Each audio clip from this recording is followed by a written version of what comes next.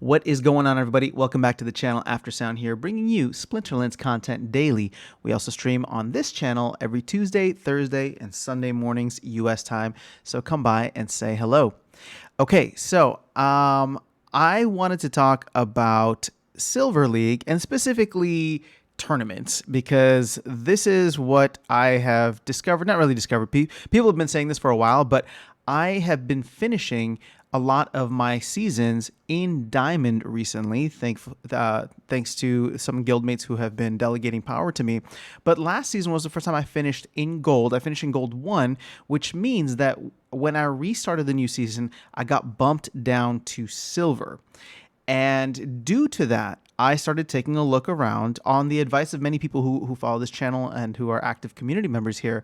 But I started taking a look around at some of the tournaments that I normally wouldn't get into because I was a gold level player or above. So a lot of these bronze and silver level tournaments now, due to the fact that I started the season in silver, are priced very well for me. So for example, well, I don't know if I'll be able to find a good example here. Let's see if there's... I didn't have this one ready, but let's see the Bronze Modern Invitational, something like this. Oh, nope, that's not going to have it. Okay, either way, the point that I'm trying to make is the fees tend to be higher for the Bronze and Silver leagues if you are in Gold and above, which is where I've been and where I have been starting most of my seasons recently. Now, the fact that I was able to start this in silver kind of happened by accident. A guild member was trying to delegate to me and actually did delegate power to me to jump up to diamond, but I just wasn't at my computer in time to actually go up to diamond. So this ended up being an accident, but in a way a happy accident, because now that I've been exploring all of the different tournaments that I'm eligible for, I have gold and maybe even some diamond level cards. Well, it's really just gold level cards because I don't have the summoners to play anything at maxed level yet.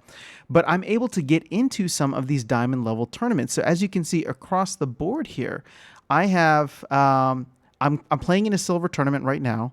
I'm playing in a gold tournament as well. But you can see that in the future, I'm entered for more silver tournaments. I actually entered into a bronze tournament. I know a lot of people are going to be upset about that, but I mean, the opportunity's there and I'm in the right league for it. So why not go in and play? The thing is, at the end of the day, what ends up happening with these is I'm still capped. I'm not able to use any legendary summoners, and I'm not able to use cards above whatever the levels they are. So we're also playing on the same level field, or same, we're all still playing on a level playing field, but I understand the frustration of a lot of other players coming down. So I'm sure this video may be taken in the wrong context, or people will have some kind of issue with it. But as you can see, I'm doing bronze, gold, silver up above, and there's probably even a modern tournament that I'm going to try to get into, like this Mount Mox modern tournament. I have enough power for, and I have enough SPS for. Now, why am I saying that silver is the sweet spot?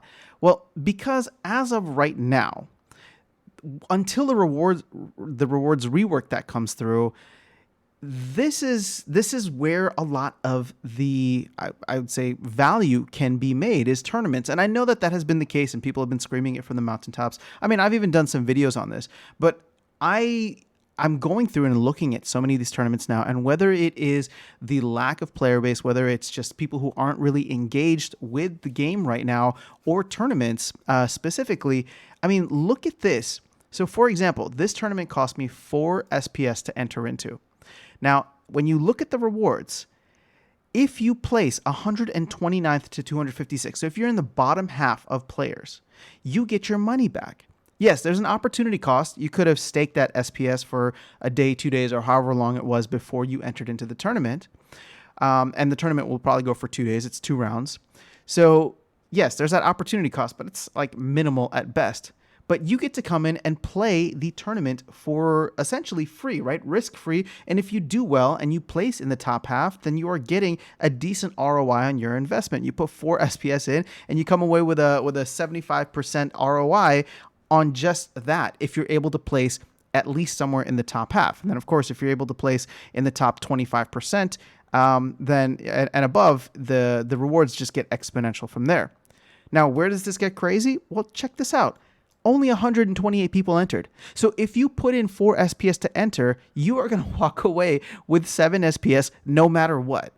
So, the thing is, obviously this is kind of not broken right now, but there's an opportunity here. And obviously if I'm telling a bunch of people about it, there may not be as much of an opportunity later. But keep in mind, there's still 128 spots available in this tournament that would earn at least your money back, which is crazy. Let's take a look at the other one that I'm in right now. This is the gold one. So this one was 4 SPS for me to enter in. Now, this is something as well where, the bottom half gets 4 SPS, so I get it back, but only 200 people entered in. So you are still guaranteed to get your SPS back. So I know that the requirements for this are a little bit higher than maybe some people would like. You do need to stake some SPS, which, 4,000 SPS isn't a small amount. But if you can, and if you are trying to stack and stake SPS, which, to me is one of the probably priority number 1 in anything, then that should probably be something that you focus on doing sooner rather than later, because there is opportunity to make some serious side cash, right? And I would even say maybe main cash from these tournaments, because if you look at the rewards as it currently stands, yeah, I mean, it's fine. Go ahead, do your daily quest, earn your DEC, but outside the first couple of days of the season, you're not getting much in terms of your rewards from your ranked battles. So this ends up being a nice supplemental income. And I haven't even checked this. So let's see. Oh, that's not what I meant to do. I meant to look at balance. So let's look at SPS, and I want to look at tournament prize payout. So this is what I've been doing just over the past couple of, you can see here that I've taken a real interest in it over the past 2 weeks. I've joined quite a few more tournaments, and I'm getting paid out a decent amount of SPS just for playing the game, right? This doesn't hurt my ECR. This doesn't do, any of that. And I'm able to do it no matter what. It actually, tournaments and brawls were a reason that I did not rent out my deck at all last season. And while I'm planning to do that this season, now I'm, because of the fact that I'm in silver and therefore was able to enter into a bunch of these different tournaments, I am probably going to consider not doing it again. Now, where is the, I don't even want to say it's risk, but where is the big elephant in the room here? Well, that is the upcoming rewards rework, as I had mentioned previously. The whole point of that is to incentivize you to finish at the highest level that you possibly can. So as of now, I have a little bit of a dilemma. Do I want to go and finish in diamond, or do I want to potentially just finish in gold 1 and then drop down to silver and play all these tournaments every season? As of now, I haven't really done the cost-benefit calculation, but I can tell you, just looking at it on the surface and enjoying the tournaments as much as I have, there's a very solid case to be made for someone like me who is a gold level player to start every season in silver rather than pushing up to diamond.